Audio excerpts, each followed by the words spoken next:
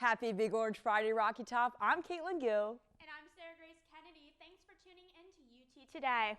Sexual violence is on the rise on college campuses. I found out how UT is tackling this heartbreaking issue. For a survivor of sexual assault. April is Sexual Assault Awareness Month. Kaylee Davis McMahon of UT Student Center for Health Education and Wellness has teamed up with the Title IX offices to bring awareness to sexual assault on college campuses. Today's call for action is encouraging UT students and faculty members to write letters of support to sexual assault survivors in East Tennessee. I just wanted to write to them just to make sure that they know that they are still empowered and they still have a voice, and just to keep standing up for that. Students were eager to grab a marker and colorful piece of paper and take a few short seconds to write a sweet note that could save a life.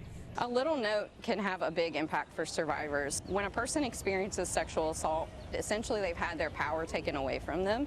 They can often feel isolated and alone. Whenever the community can write a little note, even if it's just saying, I believe you or I support you, that can make a world of a difference. All letters of support from students and faculty are screened, then donated to the Sexual Assault Center of East Tennessee, where they will be included in care packages given to survivors. I hope someone gets that they're strong and they're worth it, no matter what has happened to them. 1 in 4 women and 1 in 16 men will experience sexual violence during their time in college. I am so sorry that that happened to you, but please know that you have support here at the University of Tennessee. We care about you and we believe you.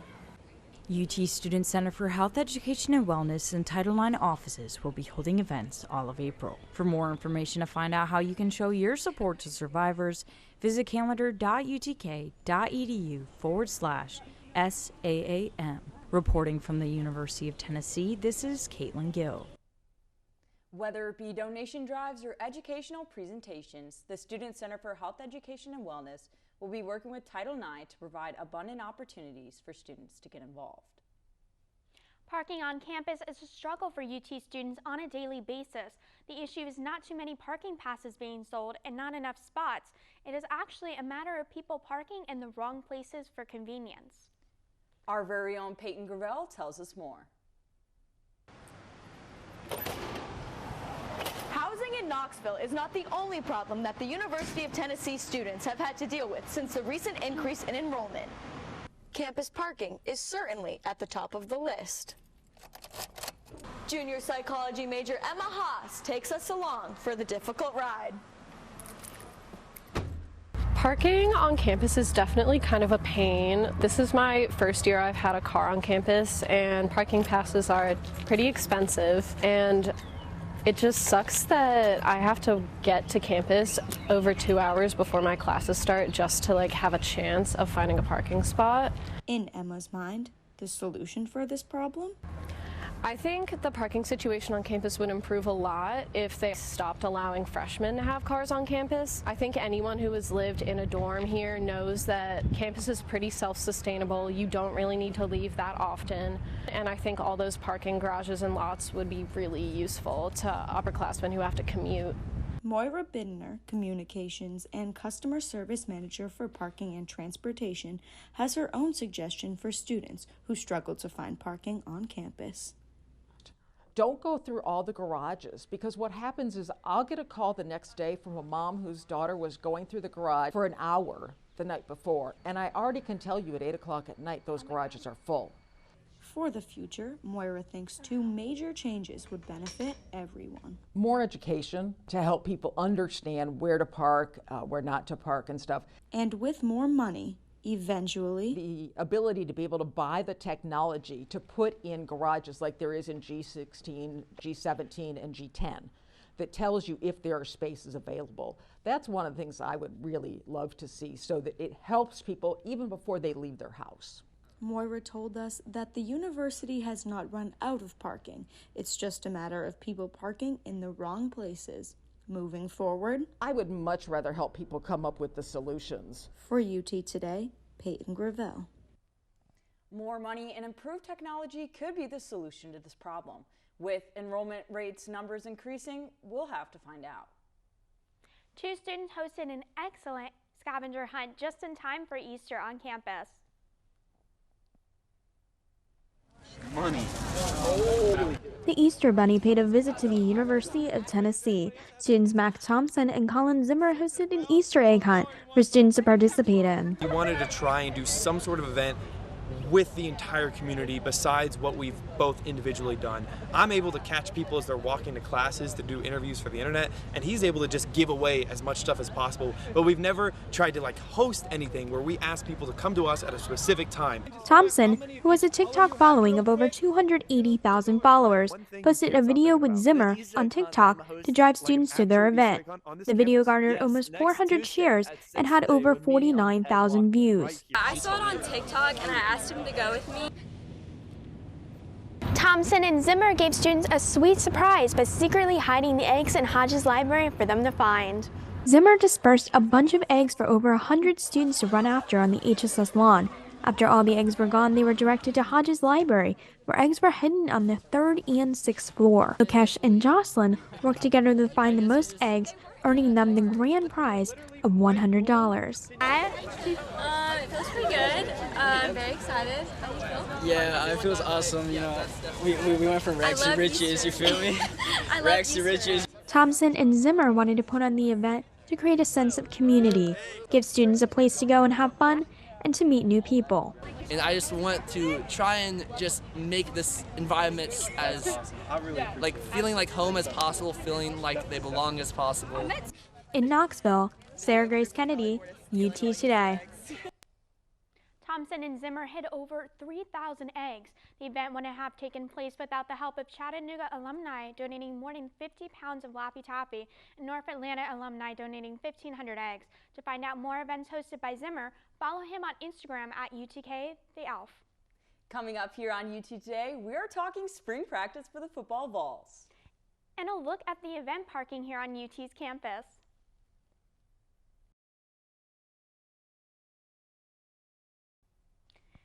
The Tennessee football team is coming off a remarkable 2022 season where they had a record of 11-2 with notable wins over Alabama and Clemson in the Orange Bowl. Despite the success of last year's squad, the Volunteers are looking ahead to next year's opportunities, including getting some new faces in the locker room involved. Vols defensive back coach Willie Martinez talked about the competitive nature behind spring practice and what this opportunity looks like for the young guys. First group, we don't have a second group, and that includes everybody, whether that's, Tamarian McDonald or Jalen McCullough, Wesley Walker. They all are competing, and we've been kind of moving everybody around to give them an opportunity because we want the competition. Coach Martinez will have some difficult decisions regarding playing time next year with all the ample amounts of new and returning talent the Volunteers will have. If you want an opportunity to see what next year's football team will have to offer, the Orange and White game will be held in Neyland Stadium on April 15th at 2:30. Hodges Library hosts annual Paint a Pot, Plant a Seed event. Painting is always a fun and relaxing idea. Hodges Library on 11th and 12th April 2023 hosted their annual Paint a Pot, Plant a Seed event. The event was scheduled from 1 p.m. to 4 p.m. and was held in room 209 at Hodges Library. Students who participated received the ceramic pot to paint, and then a plant seed was also provided by the Seed Library to take home with. Alex, who works at UTK Library, said that De-stress for success, so that's coming up during finals week. And we do fun craft activities like this as well. We're going to have, the library is going to be having a makerspace soon, and we're going to be showcasing some of the items like a Cricut that we bought for the makerspace with little sewing fruits. So cool stuff like that coming up soon. the event is initiated under the big project of Library Takeout by Hodges. The aim of this event was to help students relax from their daily schedule and have some fun during the semester. This helped them express their artistic skills too. This is an annual event. It happens every spring semester at UTK Libraries. For UT Today, I am Gauri Godbole. That was cool. For more such events, visit... Sorry, the... was off. Okay. For more such events, connect with UT Libraries on lib.utk.edu. Special events are increasing on campus, and reporter Nicholas Martindale shows us how parking and transit is alleviating traffic issues. Sporting events along with concerts are seeing an increase on the UT campus, and that comes with parking issues. This year in particular, we've seen an increase in the number of events. Mark Hare, who is the Executive Director of Parking and Transportation at the University of Tennessee, Knoxville, says they are actively working on new ways to alleviate traffic. What we try to do is manage an overall transportation system on events nights. That includes parking, traffic, shuttles altogether. What we do is we post information. The arena also posts information and maps that shows which lots are public lots that charge $20 for the event parking. And then we also specifically mention which lots are available for students and staff where they don't have to pay. The university is also working on ways to provide more prepaid parking. Currently, we have limited pre-sales in terms of parking permits that are sold before the event. That's usually a few hundred in the parking lot adjacent to the arena next to Andy Holt Tower. That will be expanded greatly in the future. TDOT spokesman Mark Nagy says there are ways residents can check traffic conditions. But the best resource really for motorists to use is our TDOT SmartWay system. It gives you real-time information as to what's going on Tennessee roadways, on our interstates and state routes throughout the state, all 95 counties. Reporting on the University of Tennessee campus, Nicholas Martindale, UT Today. People are encouraged to check the UT Parking and Transit social media pages before the event for traffic and parking updates. Dinosaurs on the rise? Take a look at how Zoo Knoxville is bringing back our prehistoric friends. And a look at how Taylor Swift has got people up and dancing.